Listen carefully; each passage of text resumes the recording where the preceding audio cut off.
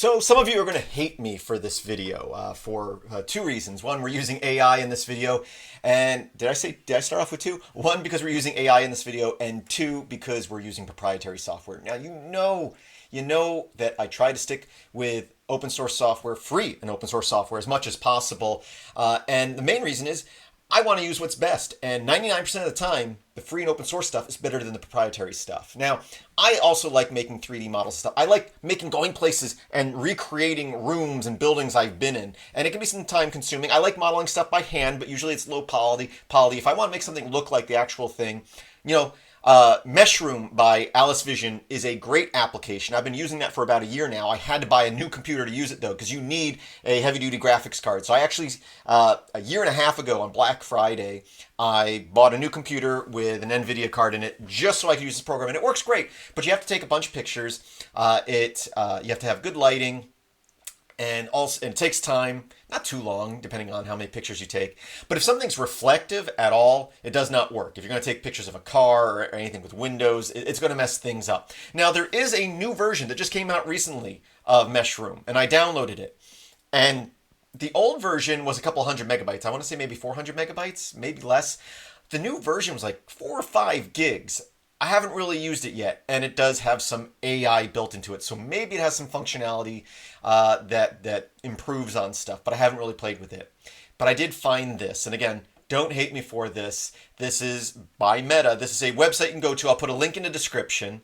It's actually a website that has a lot of AI stuff for different images and stuff. But look at this. So in my web browser, and I've done this on my phone because it doesn't, you don't need a big powerful machine for this because it's being done on their servers, I guess. And again, the legalities of how you use these models may be in question. But if you're just doing stuff for fun and you want to make models of stuff, look at this. I click upload.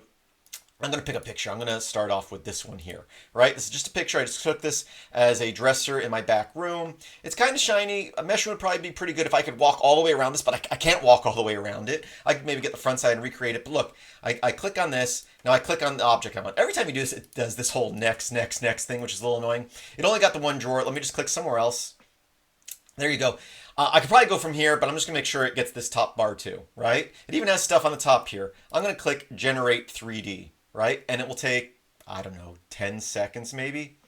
And it's going to give me a pretty good 3D model all the way around. Got it.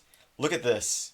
That is not too bad. And I can just click download. I like GLB format. I click that, I download, I have a GLB. I can import it into Blender. I can modify it, and I can export it to pretty much any format once I get it into Blender. Here's another example. I'm going to click on my little TV stand here. Again, this thing has a lot of stuff on it and in it, which does mess up the rendering. I already did this one once before. I'll even get this little bar here. Again, if I missed that, it probably would figure it out. Actually, grab some more stuff there. I'll click generate. While that's doing that, I'm going to come over here. This table also has a bunch of stuff on it. And we'll do that. Done. Again, it missed some of it, so we'll click this. There we go. I'll click generate. Let's go back to the last one. Got it. Look at that. It created it. It kind of thinks some of this junk down here is part of it, but I can clean that up. Even in there where it has stuff, discoloring, but look at this. All the way around back, it figured out what this thing's supposed to look like. And again, I can export this. I just click this. I click GLB. I click the download button, and it probably, once you click download, it usually takes 30 seconds or a little bit more to download, but then you have a format that you can import again into Blender and do anything.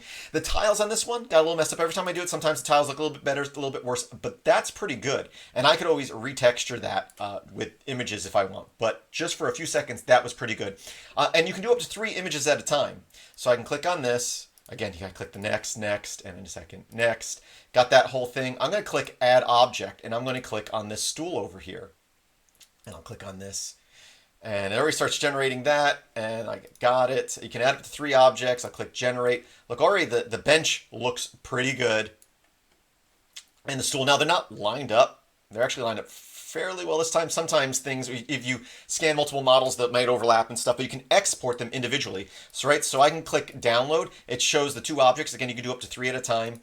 But if you have more objects in one image, you just open up a new tab in your browser and click on the next object. I can click that one, download it. I can click that one, download it, and I can import them into Blender.